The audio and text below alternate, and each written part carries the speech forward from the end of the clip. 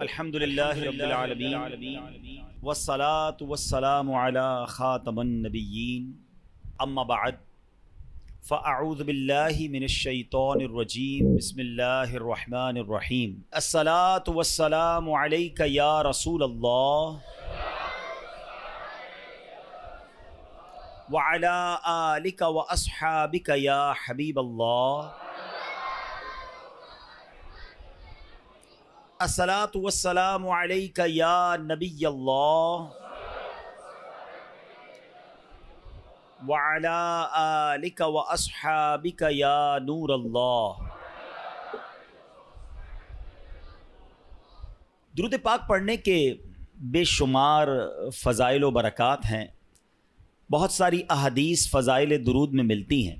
جب ہم درود پاک کے فضائل سنتے ہیں تو اس کی امپورٹنس کا اندازہ ہوتا ہے، لیکن کبھی کبھی شیطان ہے نا، دماغ میں کسی کے یہ خیال ڈال سکتا ہے کہ جناب بہت اچھی بات ہے درود پاک پڑھنا، پڑھ لیا تو ٹھیک ہے، نہیں پڑھا تو کوئی گناہ تو نہیں، کوئی مسئلہ تو نہیں۔ لیکن ایسا ہے نہیں۔ درود پاک کچھ خاص وقت اور لمحات ایسے ہوتے ہیں کہ جب درود پاک پڑھنا لازمی بھی ہے۔ میں ایک واقعہ آپ کو سناتا ہوں جس سے یہ بات مزید آپ کو سمجھ آ جائے گی۔ رات اندھیری تھی اور ہماری امی حضور بی بی عائشہ صدیقہ طیبہ طاہرہ رضی اللہ تعالی عنہا فرماتی ہے، میں گھر میں کچھ سی رہی تھی۔ آج کل تو لائٹس وغیرہ ہیں، لیکن ابھی بھی اگر مسجد کی لائٹ بند کر دی جائے، ساری لائٹیں بند کر دی جائیں تو ہمارے لیے کسی چیز کو ڈھونڈنا مشکل ہو جائے گا۔ آپ فرماتی چراغ گل ہو گیا اور میرے ہاتھ سے جو سوئی تھی جس سے میں سی رہی تھی وہ بھی گر گئی۔ اب سوئی کتنی چھوٹی سی چیز ہوتی ہے، اگر ابھی بھی گر جائے تو ڈھونڈنا تھوڑا مشکل ہو جائے گا، حالانکہ روشنی ہے، مگر اندھیرے میں تو کوائٹ امپاسبل۔ تو آپ فرماتی میں سوئی تلاش کر رہی تھی کہ اتنے میں اندھیرے کمرے میں میرے آقا صلی اللہ تعالی علیہ وسلم اپنا نور والا چہرہ لے کر آ گئے۔ اچھا دیکھیں، آج بھی دنیا میں اللہ تعالیٰ نے کچھ لوگوں کے چہروں پہ بڑا نور، بڑی روشنی، بڑی رونق دی ہوتی ہے، لیکن ہم نے یہ کبھی نہیں سنا۔ ہم یہ کہتے ضرور ہے کہ یہ چہرہ بڑا نورانی ہے یا بڑا چمکتا ہوا ہے، مگر سرور کائنات علیہ الصلوۃ والسلام کے نور کا عالم دیکھیں کہ میرے آقا جب ان کے کمرے میں داخل ہوتے ہیں، بی بی عائشہ فرماتی چہرہ انور سے اتنا نور نکلا کہ پورا کمرہ ہی جگمگانے لگ گیا۔ اور کتنا جگمگایا، کتنی روشنی ہوئی کہ آپ فرماتی اس نور کی روشنی میں نے اپنی گمشدہ سوئی کو تلاش کر لیا۔ آئے سمجھ آ رہی بات؟ اچھا پھر جب یہ منظر تو ہو گیا، اچھا یہ حدیث ہم نے کئی بار سنی ہوگی، مگر بعض اوقات یہیں تک سنی ہے۔ اس کا اگلا حصہ بڑا امپورٹنٹ ہے۔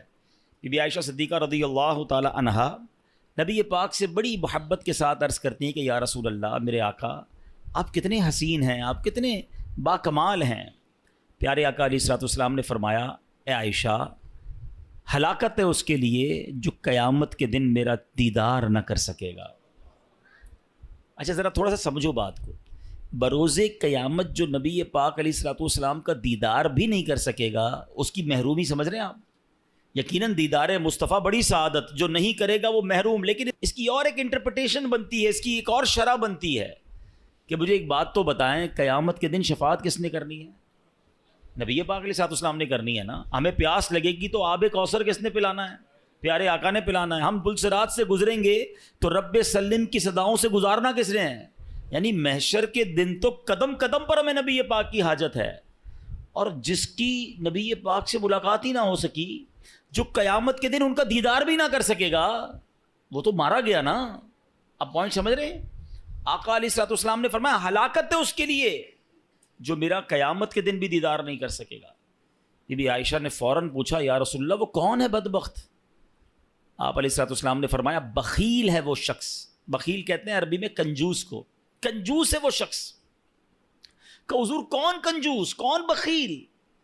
ارشاد فرمایا جس کے سامنے میرا ذکر ہو اور وہ مجھ پر درود نہ پڑھے۔ اب ذرا غور کیجئے، نبی پاک کا نام سننا ہے یا سرور کائنات صلی اللہ تعالی علیہ وسلم کا نام لینا ہے تو پھر درود پڑھنا ہے، وہاں کنجوسی نہیں کرنی ہے۔ اچھا اب تو کنجوسی اور بخل کی عجیب عجیب اگزامپلز آ گئی ہیں۔ اچھا پہلے تو درود نہیں پڑھتے تھے، اب پتہ نہیں کیا ہو گیا، درود بھی پڑھتے تو شارٹ فارم والا، نبی پاک کا نام لیا اور ساتھ سلام کہہ دیا۔ معاذ اللہ، صلی اللہ تعالی علیہ وآلہ وسلم، کم از کم پورا تو درود پڑھو یار۔ اچھا اسی طرح لکھنے میں کنجوسی، لکھنے کو پورے پورے اخبار بھر دیں گے، پورے ناول لکھ دیں گے، مگر جب نبی پاک علیہ الصلوۃ والسلام کا نام آئے گا تو صلعم یہ صاد لکھ دیں گے. یہ حرام ہے.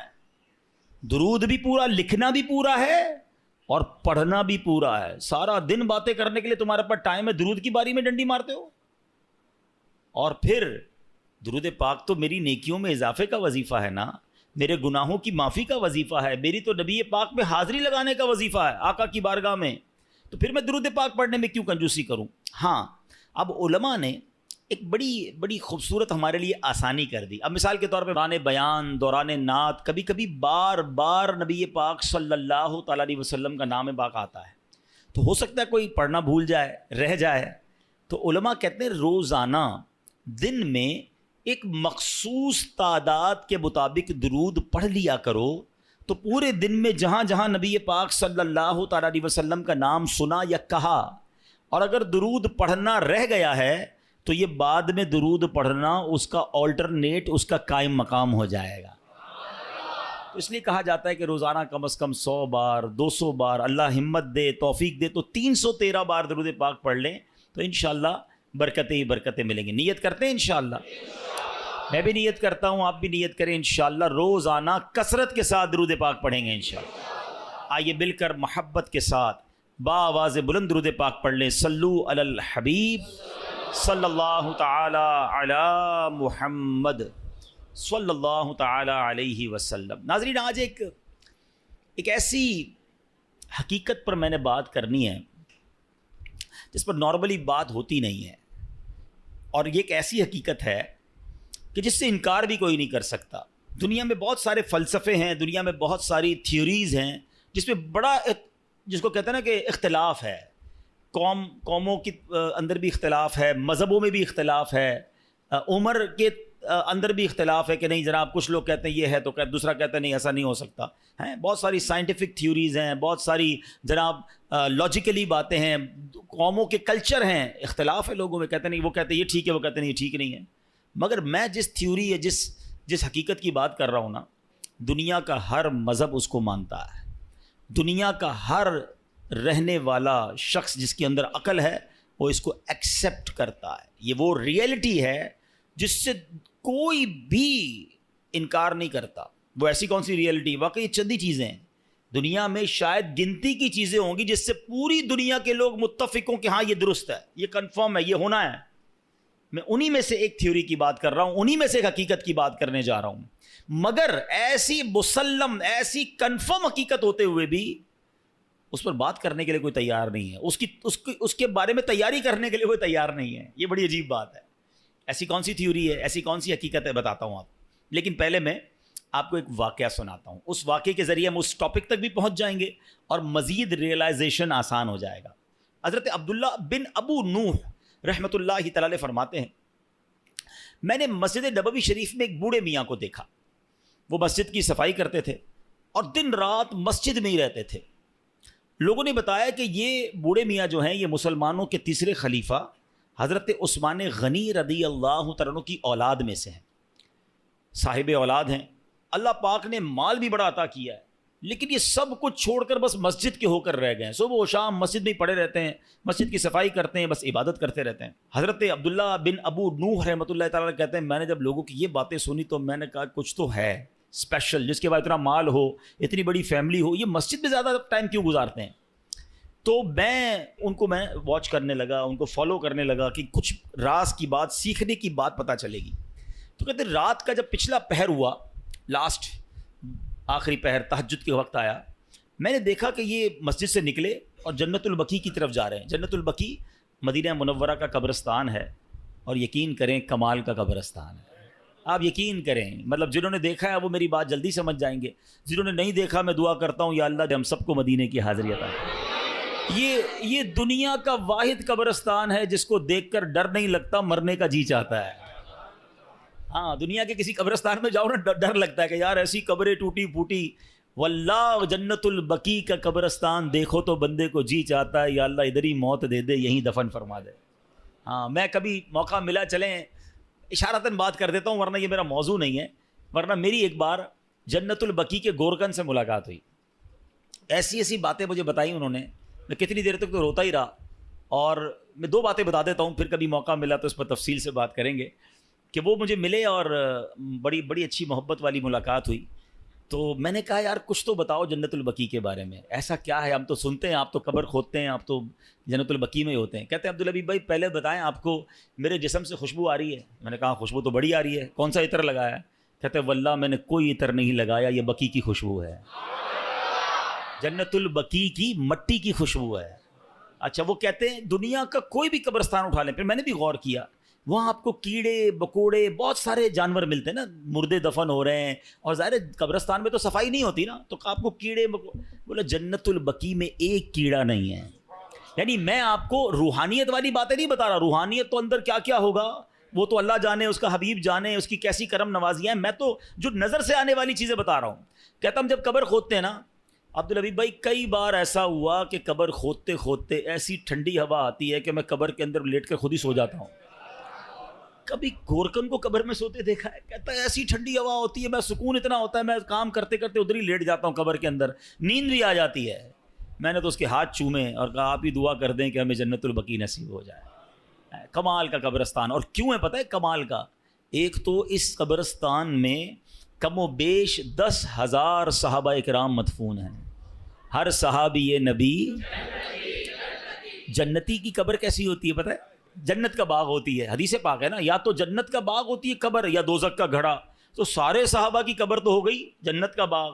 جس قبرستان میں 10,000 جنت کے باغ ہوں, اب آپ سوچو نا اس قبرستان میں جو گیا, ہائے ہائے, ایسے نہیں کہتے اعلیٰ حضرت طیبہ میں مر کے ٹھنڈے چلے جاؤ آنکھیں بند, طیبہ میں مر کے ٹھنڈے چلے جاؤ آنکھیں بند, سیدھی سڑک یہ شہر شفاعت نگر کی ہے. ہاں اچھا, پھر مدینے میں مرنے کے حوالے سے, ہاں یہ صرف جنت البقیع کی تو برکت ہے ہی ہے. سنو میرے آقا کا کیا وعدہ ہے, نبی پاک نے انکریج کیا ہے. حدیث پاک کا مضمون ہے کہ تم میں سے جس سے ہو سکے وہ مدینے میں مرے, کہ جو مدینے میں مرے گا میں اس کی شفاعت کروں گا. ہاں مدینے میں مرنے کی تمنا یہ ہمارے ایمان کا تقاضا ہے, عشق رسول کا تقاضا ہے. اور اس حدیث کی شرح میں پتہ علماء نے کیا لکھا ہے؟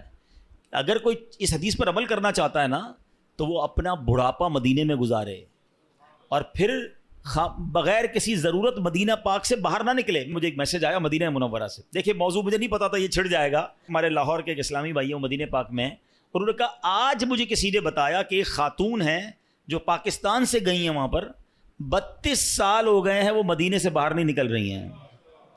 کہتی ہیں باہر نہیں نکلوں گی کہیں باہر موت نہ آ جائے, مجھے مدینے میں مرنا ہے.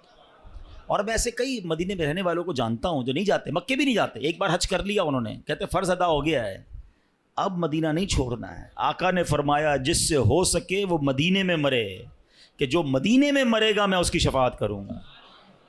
نصیب والوں کو ملتا, مرنا تو ہے ہی, اللہ کرے مدینے کی موت مل جائے, جنت البقیع مل جائے. زور سے کہہ دو آمین. پتہ نہیں کس کی آمین کے صدقے ہمارا بیڑا پار ہو جائے, یہ دعا ہمارے حق میں قبول ہو جائے. کچھ موت وہ ہوتی ہیں. میں ابھی پچھلے دنوں ہمارے ایک ساتھی تھے, ان کی والدہ کی یا والد کا انتقال ہوا مدینہ شریف میں, اور جنت البقیع میں مدفن ہوئے. میں ان سے ملنے گیا, میں نے کہا مجھے سمجھ نہیں آ رہی آپ سے تعزیت کروں یا مبارکباد پیش کروں. یعنی ایسی بھی موتیں ہیں کہ جس پر افسوس ہی نہیں ہوتا, کہ مطلب یہ تو ارمان تھا نا, یہ تو زندگی بھر مانگا ہے کہ یا اللہ ایمان والی, عافیت والی, مدینے والی, سبحان اللہ موت مل جائے, اور کیا چاہیے. مرنا تو ہم سب نے ہیں, مگر یہ موت ایسی ہوتی ہے جس کی تمنا ہوتی ہے. تو بہرحال وہ جو حضرت عثمان غنی رضی اللہ عنہ کی اولاد سے جو تھے وہ جنت البقیع میں گئے. رات کا آخری پہر تھا, قبلہ رخ ہو کر نماز پڑھنے لگے, ساری رات نماز پڑھتے رہے. فجر کا وقت شروع ہوا تو انہوں نے ایک دعا کی, اللہ کی بارگاہ میں عرض کرتے ہیں اللہم انک ارسلت الی ولم تأذن لی فإن كنت قد رضیتنی فأذن لی وإن لم ترضنی فوفقنی لما یرضیک. ترجمہ کیا ہے؟ اے اللہ پاک تو نے میری طرف اپنا قاصد بھیجا مگر یہ نہ بتایا کہ تو مجھ سے راضی ہے کہ نہیں. اے مالک کریم اگر تو مجھ سے راضی ہے تو مجھے بتا دے, اگر راضی نہیں ہے تو اپنی رضا والے کام کرنے کی توفیق عطا فرما دے. اچھا وہ یہ بوڑھے میاں دعا مانگ رہے تھے, اتنے میں ایک بکری یا اس جیسا کوئی جانور آیا، بوڑھے میاں نے اس کی جانور کی پیٹھ پر ہاتھ پھیرا اور اس کا دودھ بھی پیا، اس کے برکت کی دعا دی اور واپس مسجد نبوی شریف میں آ گئے۔ حضرت عبداللہ بن ابو نوح اللہ تعالیٰ علیہ کہتے ہیں میں 3 راتوں تک دیکھتا رہا، روز یہی کرتے تھے، تہجد کے وقت چلے جاتے جنت البقیع میں، وہاں نمازیں پڑھتے، دعائیں کرتے، پھر واپس آتے۔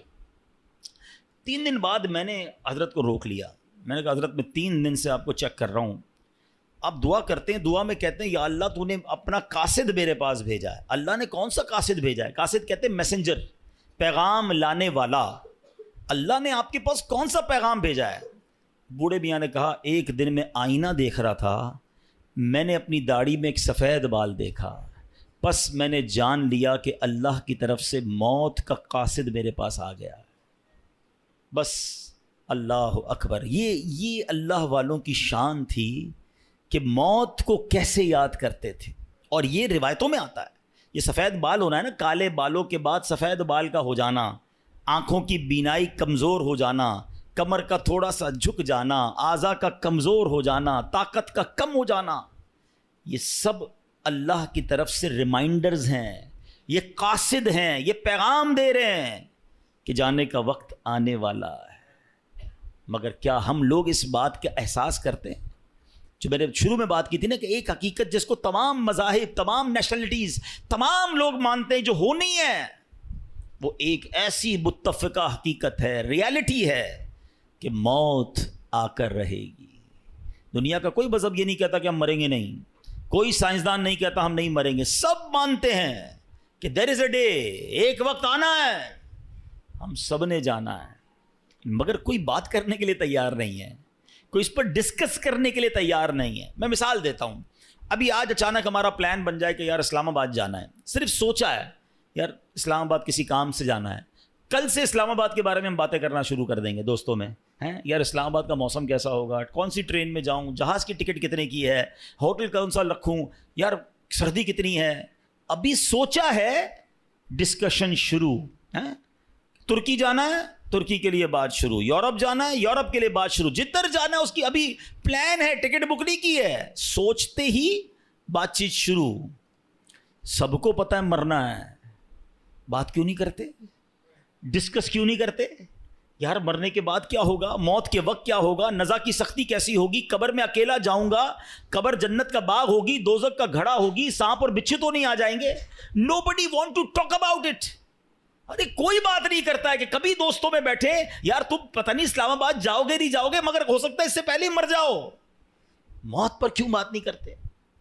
آپ سمجھے میری بات کو، یہ ایسی حقیقت ہے بچہ بچہ جانتا ہے مگر بات نہیں کرتا۔ اچھا بات کرو تو بعض اوقات لوگ کہتے ہیں یار یہ، اچھا ہم دعوت اسلامی والے اگر بیان کرتے ہیں نا موت کے موضوع پر تو کہتے ہیں یار یہ بہت ڈراتے ہیں، دعوت اسلامی والے بڑی قبر کی بات کرتے ہیں، چلو بھائی ہم بات کرنا چھوڑ دیتے ہیں، آپ مرنے سے بچ جاؤ گے، ہم بات نہیں کرتے کیا آپ موت سے بچ جاؤ گے؟ نہیں بچ سکو گے، سب نے مرنا ہے، تو پھر کیوں نہ بات کی جائے، کیوں نہ تیاری کی جائے؟ اللہ کے ولی تو سفید بال دیکھ کر روز اللہ سے کہتے ہیں یا اللہ تو نے قاصد تو بھیج دیا، یہ بھی بتا دے راضی ہے کہ راضی نہیں ہے۔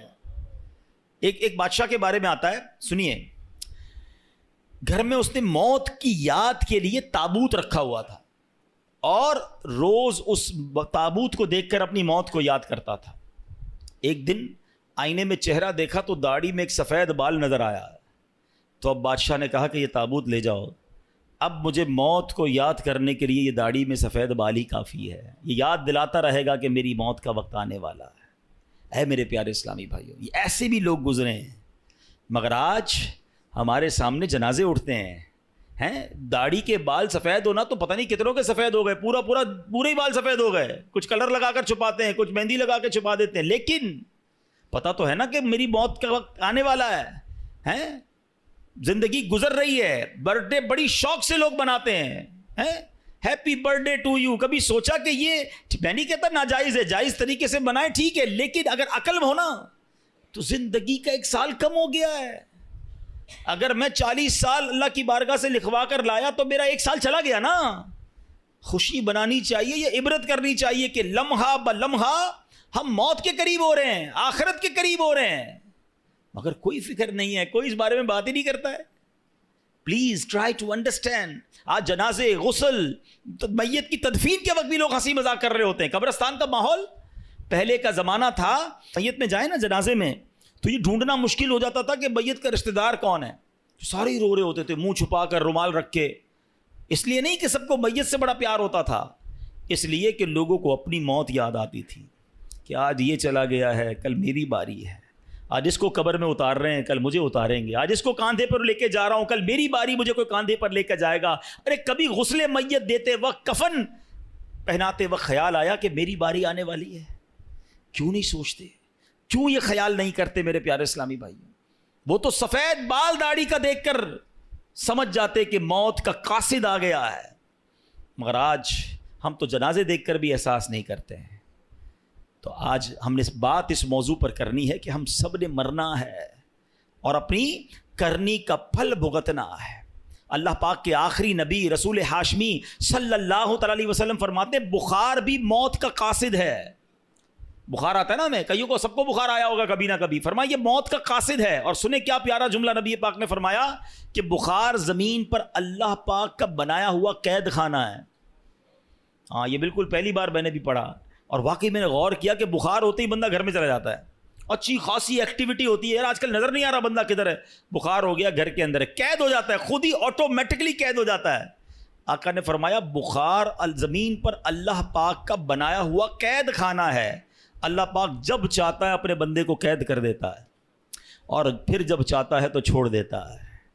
یہ قاصد ہے, یہ پیغام ہے کہ تیری کوئی حقیقت نہیں, رب نے جب چاہنا ہے یہ روح بھی واپس چلی جانی ہے. حضرت مجاہد رحمۃ اللہ تعالی فرماتے ہیں جب آدمی کسی بیماری میں مبتلا ہوتا ہے تو حضرت ملک الموت کا قاصد اس کے پاس ہوتا ہے, حتیٰ کہ جب وہ مرض الموت میں گرفتار ہوتا ہے تو حضرت ملک الموت خود اس کے پاس تشریف لا کر فرماتے ہیں تمہارے پاس پے در پے میرے قاصد آتے رہے, ڈرانے والے آتے رہے, تم نے اس کی کوئی پرواہ نہیں کی. اب تمہارے پاس ایسا قاصد آیا ہے جو دنیا سے تمہارا نام و نشان مٹا دے گا. یہ جو بیماری ہے نا, یہ بھی ایک پیغام ہے موت کا.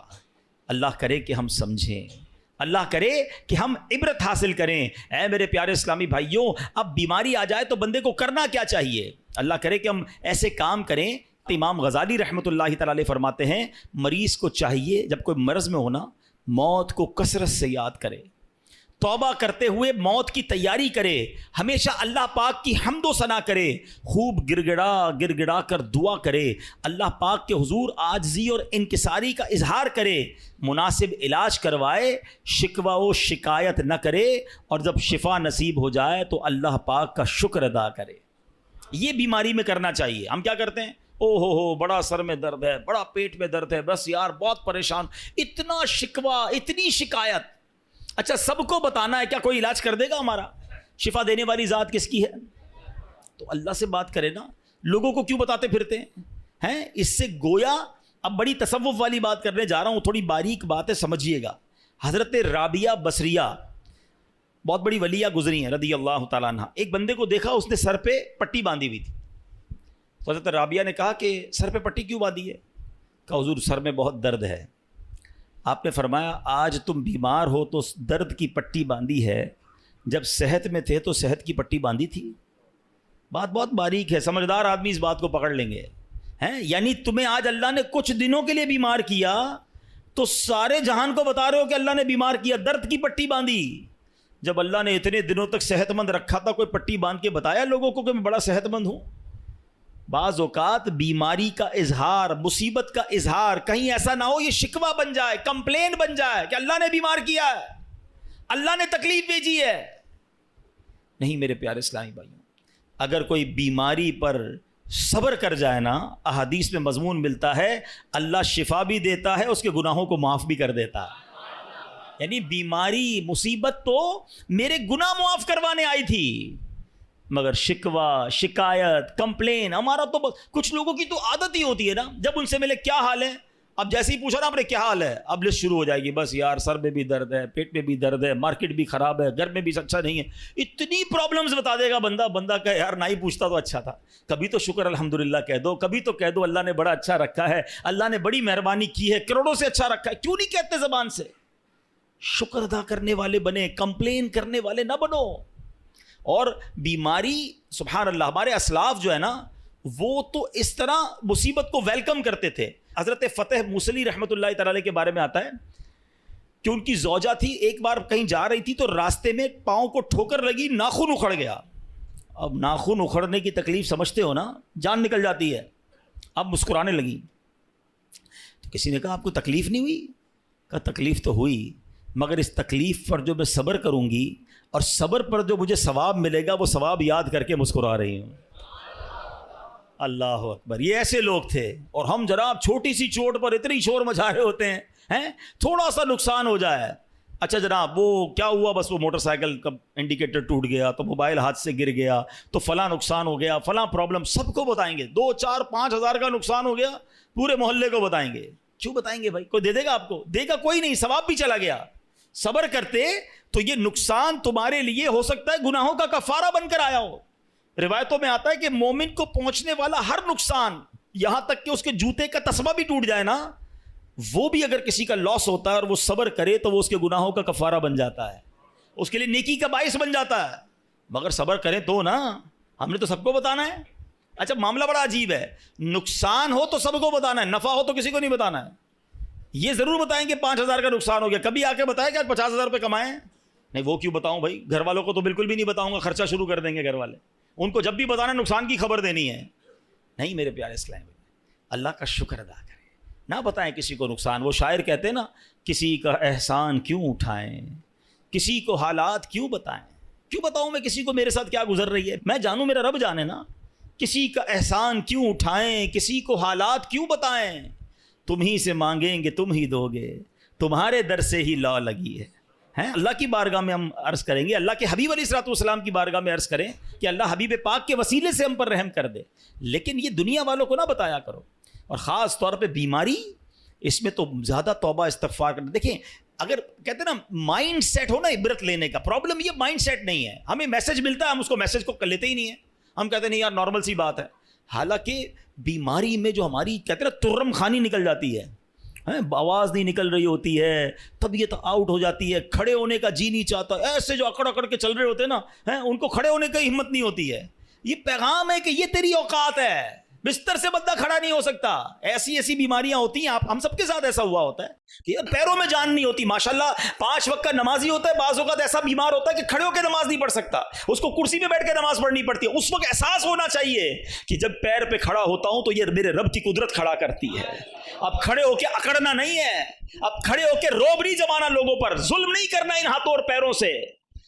عاجزی انکساری کے مولا کھڑا کیا وہ بھی تو نے ہی کیا ہے, بولنے کی طاقت دی تو نے ہی دی. ارے کھانے کو جی نہیں چاہتا, بولنے کو جی نہیں چاہتا, جب طبیعت خراب ہو منہ کڑوا ہو جاتا ہے.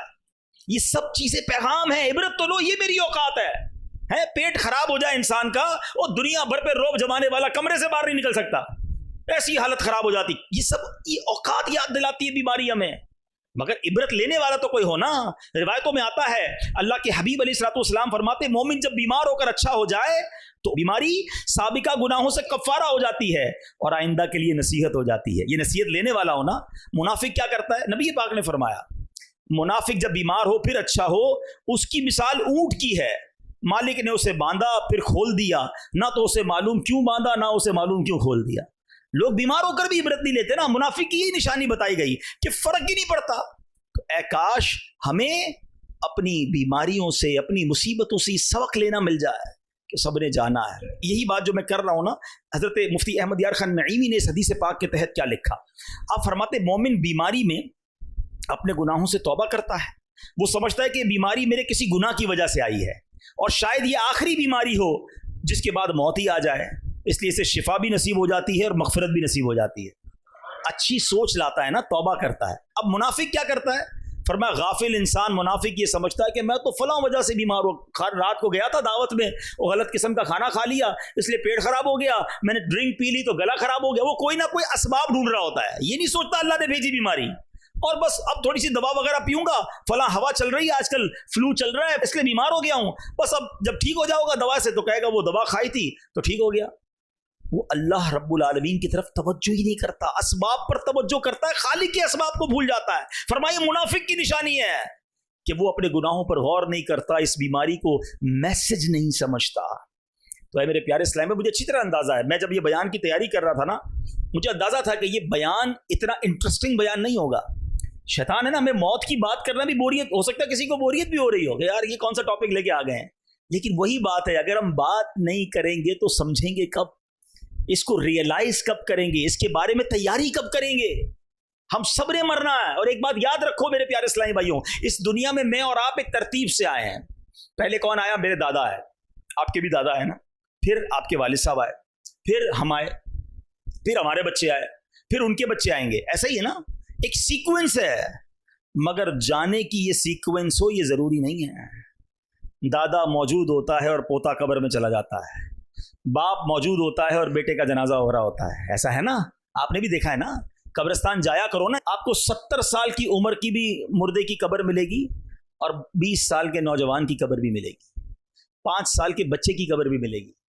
इसका मतलब क्या हुआ कि मौत आने के लिए कोई उम्र की गारंटी नहीं है, कोई लिमिट नहीं है, कभी भी आ सकती है।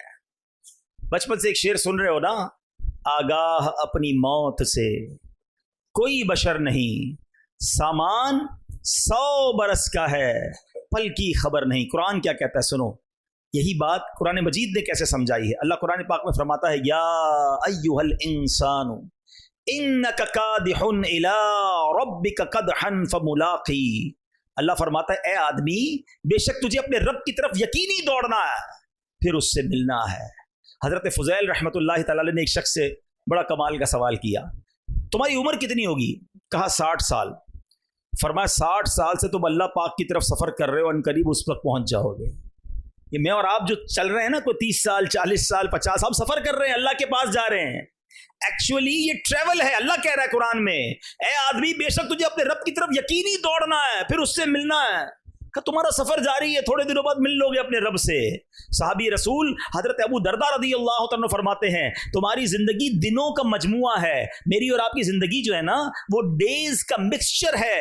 जब एक दिन गुजर गया तो तुम्हारी जिंदगी का एक हिस्सा पूरा हो गया। किसी समझदार आदमी का कॉल है, आदमी इस दुनिया पर कैसे खुश हो सकता है जबकि यहाँ दिन महीनों को, महीने सालों को और साल जिंदगी को कम करते चले आ रहे हैं।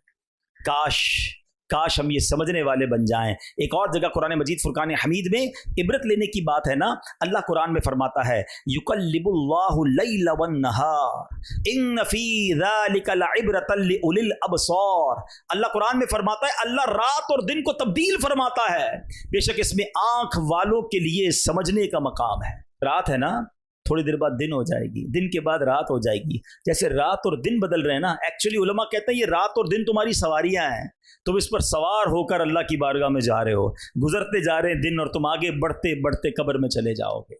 काश ये दिन और रात बदलते रहें और हम सोचते रहें कि जिंदगी की एक और रात चली गई, जिंदगी का एक और दिन चला गया, मैं कब्र के और करीब हो गया।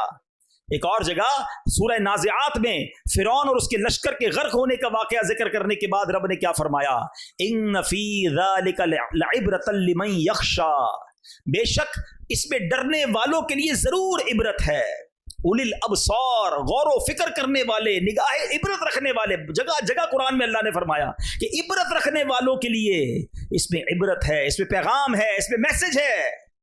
एक तो कुरान पढ़ते नहीं और पढ़ते हैं तो समझते नहीं। हमें तो दोस्तों में गपशप से फिक्र नहीं। अच्छा इतला भी मिलती है, पता चला आज उसका इंतकाल हो गया, हाँ वो आज दोपहर को भी हमारे साथ था। कोई एहसास नहीं कि यार इस तरह चला गया, मैं भी जाऊंगा। है फला नौजवान का एक्सीडेंट हो गया, फला 20 साल का नौजवान दुनिया से चला गया। ख्याल भी नहीं आता कि यार मैं तो 30 साल का हूं, मैं तो 10 साल ज्यादा उससे जी गया, मेरी भी खबर आएगी। कभी मस्जिद के माइक से ऐलान होता है कि फला भाई का रज़ा इलाही से इंतकाल हो गया, कभी दिल में ख्याल आया कि यार अपने ही नाम अपने आप से पूछे बंदा कि यार कभी ये भी ऐलान होगा कि अब्दुल हबीब का रज़ा इलाही से इंतकाल हो गया। अपने आप को इबरत तो दिलाओ यार कि ये ऐलान भी होने वाला है, ये मैसेज भी चलने वाला है। ईसाले सवाब कर दें, फला का इंतकाल हो गया, 1-2 दिन बात होगी, उसके बाद मैं अकेला कब्र में होऊंगा और मेरे अमाल मेरे साथ होंगे।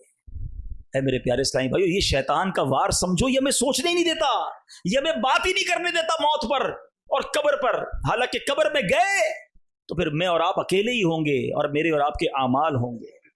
हम क्यों तैयारी नहीं कर रहे? शैतान हमें नहीं करने दे रहा मरने की तैयारी। आपको पता है जब किसी का इंतकाल होता है ना, تو گھر والے اور دوست پتہ ہے کیا کہتے ہیں؟ میت نے پیچھے کیا چھوڑا ہے؟ مگر انسان کے مرنے کے بعد فرشتے کہتے ہیں میت نے آگے کیا بھیجا ہے؟ کبھی سوچا آپ نے آگے کیا بھیجا ہے؟ نیک اعمال ہیں کہ نہیں، نمازیں ہیں کہ نہیں، روزے ہیں کہ نہیں، صدقے ہیں کہ نہیں، اللہ کی رضا والے کام ہیں کہ نہیں، قبر جنت کا باغ بنے گی یا نہیں؟ کیوں نہیں سوچتے؟ ہمارے اسلاف تو ایسا لگتا ہے کہ بس کہتے ہیں آخرت کی کوئی بات سمجھنے کا بہانہ ڈھونڈتے تھے. ایک بزرگ کے بارے میں آتا ہے، کپڑا بڑا اچھا بناتے تھے. کسی کپڑے والے بیپاری کے پاس گئے، کہا میرا کپڑا خرید لو. اس نے کپڑا دیکھا اور کہا اس میں تو کلر اسکیم بھی ٹھیک نہیں ہے، اسٹچنگ بھی ٹھیک نہیں ہے، 2-3 فالٹ نکالے. وہ بزرگ رونے لگ گئے. وہ کپڑے کا بیپاری کہتا ہے رو کیوں رہے ہیں؟ میں آپ کا کپڑا خرید دیتا ہوں، روئیں تو نہ. کہتے میں اس لیے نہیں رو رہا کہ تم میرے کپڑے میں عیب نکال رہے ہو. کہتے مجھے یاد آ گیا کہ میں نے تو اپنے حساب سے بڑا زبردست کپڑا بنایا تھا، مگر یہ کپڑا جب کسی ماہر کے ہاتھ میں آیا ہے، ایکسپرٹ کے ہاتھ میں آیا، تو اس نے غلطیاں نکالنا شروع کر دی کہ اسٹچنگ ٹھیک نہیں ہے، کلر ٹھیک نہیں ہے، اس کی سائز ٹھیک نہیں ہے. میں نے تو ساری زندگی اپنے حساب سے نمازیں پڑھی ہیں، صحیح پڑھی ہیں، اپنے حساب سے روزے رکھے ہیں، صدقے کیے ہیں، مگر جب یہ میری نیکیاں اللہ کی بارگاہ میں جائیں گی اور قیامت کے دن کہہ دیا گیا کہ تیرے سجدے قبول نہیں، اس میں اخلاص نہیں ہے، تیرا صدقہ قبول نہیں، اس میں اللہ کی رضا نہیں ہے، تو نے جناب جو روزے رکھے وہ ٹھیک نہیں ہے، تو میں کدھر جاؤں گا؟ اب بتاؤ کدھر کپڑے کی ڈیل، کدھر آخرت کی یاد؟ آپ پوائنٹ سمجھ رہے جو میں سمجھانا چاہ رہا ہوں؟ یعنی معاملہ دنیا کا ہوتا تھا، وہ آخرت کو یاد کر کے روتے تھے. ہمارے سامنے موت میت پڑی ہے، مگر ہم پھر بھی آخرت کو یاد کرنے کے لیے تیار نہیں ہیں، پھر بھی اپنی قبر و آخرت کو یاد کرنے کے لیے تیار نہیں. ایک بزرگ کے بارے میں آتا ہے، پہلے حمام جو ہے نا، پہلے کے زمانے میں ہمارے اب تو گھروں میں حمام ہوتے، پہلے ایسا نہیں تھا. ایک پورے شہر میں 2-4 حمام ہوتے تھے، لوگ ادھر ہی جا کے نہاتے تھے. تو ایک بہت بڑے بزرگ وہ حمام پہ گئے، اس نے کسی نے روک لیا، کہا پیسے دو. کہا پیسے تو نہیں ہیں.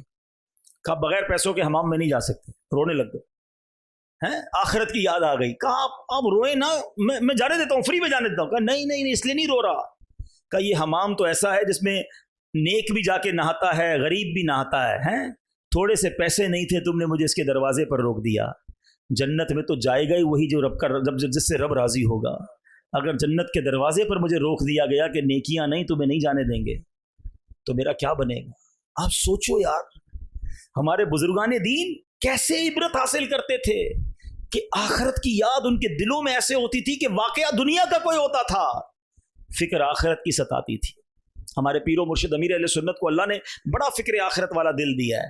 ایئرپورٹ پہ ہم جاتے ہیں، سب جاتے ہیں، کئی لوگ گئے ہوں گے ہم میں سے ایئرپورٹ پر، جیب میں کچھ بھی سامان ہو، بیل بج جاتی ہے، واپس آؤ، پھر نکالو، پھر جاؤ، پھر بھول گئے، پھر بیل بج جائے گی. جس کا سامان تھوڑا وہ فوراً نکل جاتا ہے، جس کا سامان زیادہ اس کو سائڈ پہ روک لیتے ہیں. ایسا ہی ہے نا، یہ نارمل سی بات ہے. مگر دیکھیے قبلہ شیخ ترکت امیر علیہ السلام فرماتے ہیں مجھے ایئرپورٹ پر آخرت کی یاد آتی ہے. قیامت کے دن جس کے پاس تھوڑے سے معاملات ہوں گے، وہ پل صراط سے آسانی سے گزر جائے گا. جس نے دنیا کا مال کما کر دنیا کی جناب بہت ساری جس کو کہیں لگژریز میں لائف گزاری ہوگی، پل صراط سے گزرنا اس کے لیے مشکل ہو سکتا ہے. وہاں زیادہ سوال ہوں گے، زیادہ باتیں ہوں گی، حساب دینا پڑے گا. ادھر بھی جس کے پاس لگیج نہیں، جیب خالی، آپ جائیے، آپ کلیئر ہیں. جتنی چیزیں زیادہ اتنی چیکنگ زیادہ. سمجھنے والا دل چاہیے، احساس والا دل چاہیے کہ میں نے زندگی ایسے گزارنی ہے کہ پل صراط سے گزرتا. ہمارے بزرگان دین کیسے لیتے تھے عبرت، کیسے لیتے تھے؟ آج کل سردی پڑ رہی ہے نا، آپ کو پتہ ہے سردی کا بھی جہنم میں عذاب ہے. گرمی کا عذاب تو آپ نے سنا ہوگا، سردی کا بھی عذاب ہے. اور ایک ایسی وادی ہے جہاں اتنی ٹھنڈ ہوگی کہ جب مجرمین کو وہاں ڈالا جائے گا تو سردی کی وجہ سے ان کے جسم کے ٹکڑے ٹکڑے ہو جائیں گے. اور گرمی، جہنم کی گرمی الامان والفیس. حضرت داؤد اعلیٰ نبینا علیہ الصلوۃ والسلام اللہ کے نبی ہیں نا، خوف خدا کیسا تھا. ایک روز آپ ایک تندور کے پاس سے گزرے، تنور جس کو کہتے ہیں، ہم بھی جاتے ہیں روٹی لینے. اب ذرا دیکھو، دل ذہن دیکھو، یا اولی الابصار، عبرت والوں کے لیے قرآن میں بڑے میسج ہیں. تنور کے پاس گئے، اس میں آگ جل رہی تھی. آپ نے جب تنور کی آگ دیکھی تو آپ گھبرا گئے، آپ کو جہنم کی آگ یاد آ گئی. آپ کہتے ہیں کہ یا اللہ، اچھا اب جب یہ دیکھا نا، آپ بے چینی سے زمین پر گر گئے. اتنا تڑپے کہ ڈر تھا کہ آپ کے جوڑ علیحدہ نہ ہو جائیں تنور کو دیکھ کر، روٹی والے کے پاس. اور پھر गर्मी के दिनों में जब धूप में आते तो कहा करते, ए अल्लाह पाक, हम तेरे बनाए हुए सूरज की गर्मी बर्दाश्त नहीं कर सकते तो जहन्नम की गर्मी कैसे बर्दाश्त कर सकें। काश ये हमारे जहनों से गफलत का पर्दा दूर हो जाए। हम तो ऐसा लगता है जिससे भी बात करो ना, यार 2 साल बाद ये करना है, 5 साल बाद ये करना है, फिर ये प्लानिंग शेड्यूल है, मगर शेड्यूल ऐसा है कि इसमें मरना ही नहीं है। लगता है कोई सोचता ही नहीं है कि यार इस पूरे शेड्यूल में बीच में मर गया तो, और मर सकता हूं तो उधर की क्या तैयारी की है। नोबडी टॉक अबाउट इट, बात ही नहीं करते। अरे होना ये चाहिए। अकल ये कहती है कि पहले कब्र ठीक कर लूं, क्योंकि कब्र में तो कल भी जा सकता हूं ना, फिर दुनिया के बारे में सोचूं। मिसाल के तौर पर कोई बंदा घर बना रहा है, यार आर्किटेक्ट को बुलाया, कितने टाइम में बनेगा, 1 साल में, इतने पैसे लगेंगे। 1 साल बाद इतने लाख करोड़ रुपए लगा के तुम घर में जाओगे, कब्र में कल जा सकते हो, पहले वो तो ठीक कर लो। वो ठीक हो फिर बेशक घर भी बनता रहेगा, वो खराब रही तो किधर जाओगे। और ऐसे वाकयात हैं कि बंदा घर में जाने से पहले कब्र में चला जाता है। मैं एक वाकया नहीं भूलता। एक बार हम हांगकांग में थे और वहाँ दावत इस्लामी के मदनी काफ़िले के साथ गए। तो वहाँ क्या हुआ कि हमें बताया वहाँ के इस्लामी भाइयों ने एक वाकया कि एक बंदा था जिसने तकरीबन 30-32 साल हांगकांग में जॉब की। पाकिस्तानी बहुत सारे दुनिया में 10-10 साल, 20-20 साल, 30-30 साल से बाहर है, पूरी ज़िंदगियाँ बाहर दे दी। यहाँ पैसे भेजता रहा, घर वालों ने इधर बड़ी सी कोठी खरीद ली है, पैसे बहुत आ गए। 30-32 साल में बंदा कमा लेता है बाहर जाके पैसे, और समझता है बस वही करना है, उधर कमाना है, फिर बाद में ऐश करने। तो इधर घर वालों ने उसके पैसों से, अच्छा वो उधर हांगकांग में चौकीदारी करता था, चौकीदार की भी तनख्वाह अच्छी होती है, बेचता रहा, यहाँ घर बन गया अच्छा खासा।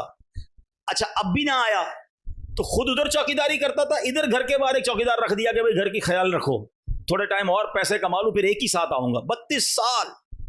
अब घर वालों ने कहा बहुत हो गया, अब तो आ जाओ। कहा बस ठीक है, अब इतने पैसे हो गए कि बकिया जिंदगी मजे की गुजरेगी। सारा सामान पैक किया, अपने दोस्तों की दावत की, फेयरवेल पार्टी, आज आखिरी दिन, सब मिलके खाएंगे पिएंगे मौज करेंगे, कल से मैं जा रहा हूं ऑल द वे पाकिस्तान, अब नहीं आऊंगा वापस, है खुदा हाफिज।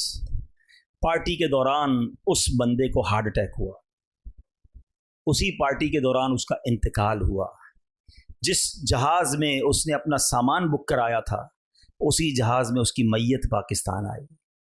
जो घर जो 32 साल बाहर रहकर मजदूरी करके बनाया था, एक रात उस घर में नहीं गुजार सका, घर में जाने से पहले 2 गज की कब्र के अंदर चला गया।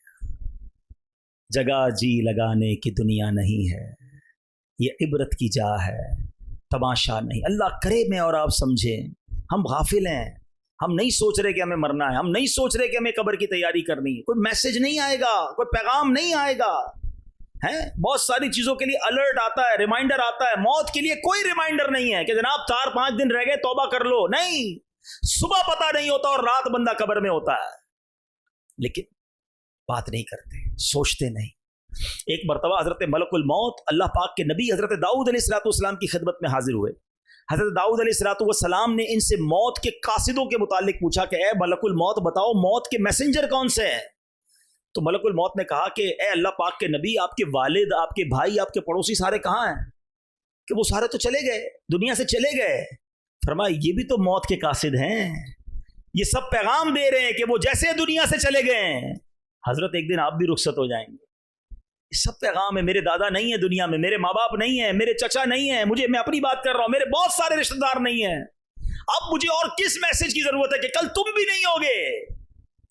कब तौबा करेंगे, कब अल्लाह को राजी करेंगे, कब कब्र को रोशन करेंगे, कब हराम छोड़ेंगे, कब तक अपने रब को नाराज करते रहेंगे। बाद में कर लूंगा यार। मौलाना साहब अभी भी शैतान है ना, अभी भी किसी के जहन में बात डाल रहा होगा, ये बहुत अच्छी बात कर रहे हैं, बस रमजान से पक्की नमाज पढ़ना शुरू कर दूंगा, मैं जो हराम काम कर रहा हूं ना वो बस मैं अगले 1 महीने बाद छोड़ दूंगा। ये बिल्कुल ठीक कह रहे हैं, बस मैं जो हराम देखने की या माद अल्लाह को शराब पीने का अगर आदि मुझे सुन रहा है, कोई मेरी बहन सुन रही हो, यार ये जो मैं हराम काम, ये मैं हराम कमाई जो कर रहा हूँ, सूद कमा रहा हूँ या रिश्वत का काम कर रहा हूँ या जुल्म कर रहा हूँ या ब्लैकमेलिंग कर रहा हूँ, है या जनाब सोशल मीडिया के जरिए हराम अर्निंग कर रहा हूँ, थोड़े दिनों बाद छोड़ दूंगा। बस तुम्हारे पास गारंटी है कि तुम जिंदा रहोगे तौबा करने तक? शैतान करता ही ये डिले करवाता है, तौबा में डिले करवाता है, थोड़े दिनों बाद, थोड़े दिनों बाद, थोड़े दिनों बाद, और बंदा डिले करते करते करते मौत के घाट उतर जाता है। तौबा में देर नहीं होती, अभी करनी है, आज करनी है, ڈیلے کرنا، یہی تو شیطان چاہتا ہے کہ ہم توبہ میں دیر کریں، آج ابھی۔ اور میرا کریم مولا ایسا کریم ہے کہ بندہ ایک بار سچی توبہ کر لے وہ پچھلے سارے گناہ معاف کر دیتا ہے۔ یہ فارمولا جو ہے نا اللہ کی رحمت کا، یہ نرالا فارمولا ہے، دنیا کی کسی عدالت میں ایسا فارمولا نہیں ہے۔ آپ جرم بھی کریں اور جا کر اقبال جرم کر لیں، کانفیس کر لیں کہ ہاں میں نے کیا جج صاحب، تو جج نے سزا ہی سنانی ہے۔ مگر میرے رب کی رحمت کے اصول دیکھو کہ بندہ اللہ کی بارگاہ میں حاضر ہو کر کہے یا اللہ گناہ ہو گئے ہیں، کر لیے گناہ، ہو گئی خطا، آنکھیں بھی حرام دیکھ چکی، کان بھی حرام سن چکے، اللہ حرام روزی کما لی، زبان سے بھی گناہ کیے، آنکھ سے بھی گناہ کیے، کریم گناہوں کا انبار ہے میرے سر پر، اور اگر مر گیا تو مارا جاؤں گا مولا، بندہ تیرا ہوں، تیرے سوا کون ہے میرا۔ خدا کی قسم دل سے شرم کے ساتھ اگر کوئی توبہ کرے نا، میرا کریم مولا وہ ہے کہ حدیث پاک میں آتا ہے التائب من الذنب کمن لا ذنب لہ، گناہوں سے توبہ کرنے والا ایسا ہے جیسا اس نے گناہ کیا ہی نہیں ہے۔ اللہ سارے گناہ معاف کر دیتا، پھر بھی توبہ نہیں کرتے ہیں۔ اتنا آسان ہے، سچی توبہ کر لو سارے گناہ معاف ہو جائیں گے۔ آج اللہ کی بارگاہ میں سچے دل سے توبہ کرنے کے لیے کوئی اجتماع کرنا ضروری نہیں ہے، ہاں میں جانوں میرا رب جانے، دل سے سچی کنیکٹیوٹی ہو جائے نا، اور بس بندہ شرمندہ ہو جائے اور اللہ سے عرض کرے کہ مولا معاف کر دے۔ آئے ہائے وہ کیسے معاف کرتا ہے۔ ایک بار میں آپ کو توبہ کیسے ہوتی بتاتا ہوں۔ ایک بار حضرت عمر فاروق رضی اللہ عنہ کا دور ہے اور ایک شخص آپ کے سامنے آیا، ہاتھ میں شراب کی بوتل تھی۔ اب ذرا سوچئے حضرت عمر کا جلال، آپ کی عدالت، اور بندہ شراب کی بوتل کے سمیت پکڑا جائے، پھر تو گیا نا، مارا گیا۔ آپ نے کہا کیا ہے تمہارے ہاتھ میں؟ ڈر گیا، کہتا حضرت وہ سرکہ ہے، بوتل شراب کی ہے اور کہتا کیا ہے؟ سرکہ ہے۔ حضرت عمر نے کہا دکھاؤ۔ اچھا اب ذرا تھوڑا سا سینیریو سمجھیے گا، حضرت عمر یہ کھڑے، یہ بندہ یہ کھڑا ہے، آمنے سامنے بندہ کھڑا ہو، کتنی دیر کا وقفہ ہوگا بات چیت میں؟ سیکنڈز۔ وہ بندہ کہتا ہے اب اگر حضرت عمر کو میں نے بوتل دکھائی اور یہ شراب کی ہوئی تو میں گیا، مارا گیا ود ان سیکنڈز۔ دل ہی دل میں اللہ سے عرض کرتا یا اللہ آج بچا لے، اللہ معافی مانگتا ہوں اور شراب نہیں پیوں گا، عمر کے سامنے ذلیل ہونے سے بچا لے۔ ذرا سوچو نا کتنی دیر لگی ہوگی بوتل نکال کے دینے میں، مگر تڑپ کے رب کو پکارا، جیسے ہی وہ بوتل حضرت عمر کے ہاتھ میں جاتی ہے وہ شراب نہیں وہ سرکہ بن جاتی ہے۔ یہ ہے میرے رب کی عدالت، یہ ہے اس کی رحمت۔ تم سچے دل سے توبہ کرو، وہ تمہارے گناہ چھپا لے گا، وہ تمہارے عیب چھپا لے گا، بلکہ ایسا کریم مولا ہے۔ قرآن کی آیات میں یہ مضمون ملتا ہے کہ اللہ راضی ہو جائے تو بندے کے گناہوں کو رب نیکیوں سے بدل دیتا۔ تو آج اس اجتماع میں آئے ہیں نا، پلیز بدل کے جانا ہے، جیسے آئے ہیں ویسے نہیں جانا ہے۔ مجھے کوئی بتائے، مجھے ضروری نہیں ہے کوئی بتائے کہ میرے اندر کیا برائی ہے، سب پتہ ہے، آپ کو بھی پتہ ہے۔ ہاں جو حرام کماتا ہے اس کو پتہ ہے میں حرام کماتا ہوں، جو نماز چھوڑ رہا ہے اس کو پتہ ہے میں نماز چھوڑ رہا ہوں، جو جھوٹ بولتا ہے اس کو پتہ ہے میں جھوٹ بول رہا ہوں، جو حرام دیکھتا ہے چھپ چھپ کر اسے پتہ ہے میں حرام دیکھ رہا ہوں۔ بتانے کی ضرورت نہیں ہے، سب پتہ ہے ہم کو۔ لیکن آج اچھا جب مجھے پتہ ہے تو میرے رب کو تو پہلے پتہ ہے نا، میں جو کچھ کر رہا ہوں وہ جانتا ہے۔ تو آج اللہ سے معافی مانگ کے جانا، کس بات کا انتظار ہے؟ پھر توبہ میں تاخیر کیوں ہے؟ قرآن پکار کر کہہ رہا ہے، سنو قرآن کیا فرماتا ہے۔ پہلے تو یاد دلایا، قرآن کہتا ہے ہر جان موت کا مزہ چکھنے والی ہے، اور قیامت کے دن تمہیں تمہارے اجر پورے دیے جائیں گے۔ نیکیاں کرو گے اس کا اجر بھی ملے گا، گناہ کرو گے، خطائیں کرو گے، رب ناراض ہوا اس کی سزا بھی ملنی ہے۔ اور آگے کیا فرمایا؟ تجھ سے آگ سے بچا لیا گیا، فمن زحزح عن النار وادخل الجنہ فقد فاز، فرمایا جو آگ سے بچا لیا گیا اور جنت میں داخل کر دیا گیا وہ کامیاب ہے۔ ہم کہتے ہیں نہیں یار، جس کا ڈیفنس میں 1000 گز کا بنگلہ ہے نا وہ کامیاب ہے، جس کے پاس اتنی بڑی گاڑی ہے وہ کامیاب ہے، جس کے اتنے فالوورز ہیں وہ کامیاب ہے، جو اتنا مشہور ہے وہ کامیاب ہے، اتنے سارے ملکوں کا وزٹ کیا وہ کامیاب ہے، فلاں عہدے پر پہنچ گیا، فلاں سربراہی ملی وہ کامیاب ہے۔ میں اور آپ کون ہوتے کامیابی طے کرنے والے؟ قرآن کہتا ہے جسے آگ سے بچایا گیا اور جنت میں داخل کر دیا گیا وہ کامیاب ہے۔ اللہ ان کامیابوں میں ہمیں شامل فرمائے, ہمیں بلا حساب جنت میں داخلہ عطا فرمائے. اور اگلی بات قرآن نے کیا کہی؟ وَمَا الْحَيَاةُ الدُّنْيَا إِلَّا مَتَاعُ الْغُرُورِ, اور دنیا کی زندگی تو صرف دھوکے کا سامان ہے. کاش آج کا یہ بیان میرے دل پر بھی اثر کرنے والا بن جائے, آپ کے دل پر بھی اثر کرنے والا بن جائے. وہ شاعر کہتے ہیں نا کہ جب اس بزم سے اٹھ گئے دوست اکثر, اور اٹھتے چلے جا رہے ہیں برابر, ہے فلاں چلا گیا, فلاں چلا گیا, دوست چلا گیا, کلاس فیلو چلا گیا, اور اٹھتے چلے جا رہے ہیں برابر. یہ ہر وقت پیش نظر جب ہے منظر, یہاں پر تیرا دل بہلتا ہے کیوں کر, جگہ جی لگانے کی دنیا نہیں ہے, یہ عبرت کی جا ہے تماشا نہیں ہے. اللہ پاک ہم سب کو ان اول الابصار لوگوں میں بنا دے, عبرت لینے والے لوگوں میں بنا دے, سوچ بچار کرنے والے لوگوں میں بنا دے, اور ہمیں اپنی آخرت کی یاد کرنے والا بنا دے. اور آج جو ہم نے توبہ کی ہے, اللہ اس توبہ پر ہمیں استقامت عطا فرمائے. الحمدللہ ایسی پیاری باتیں دعوت اسلامی کے پیارے ماحول میں سیکھی اور سکھائی جاتی ہیں. اس ماحول سے آپ بھی وابستہ رہیں, ہفتہ وار اجتماع میں شرکت کرتے رہیں, اور مدنی قافلوں میں سفر بھی کرتے رہیں. اللہ پاک ہم سب کو دعوت اسلامی کے نیک ماحول پر استقامت نصیب فرمائے. اللہ پاک ہم سب کو عمل کرنے کی توفیق عطا فرمائے. آمین بجاہ النبی الامین صلی اللہ علیہ وسلم.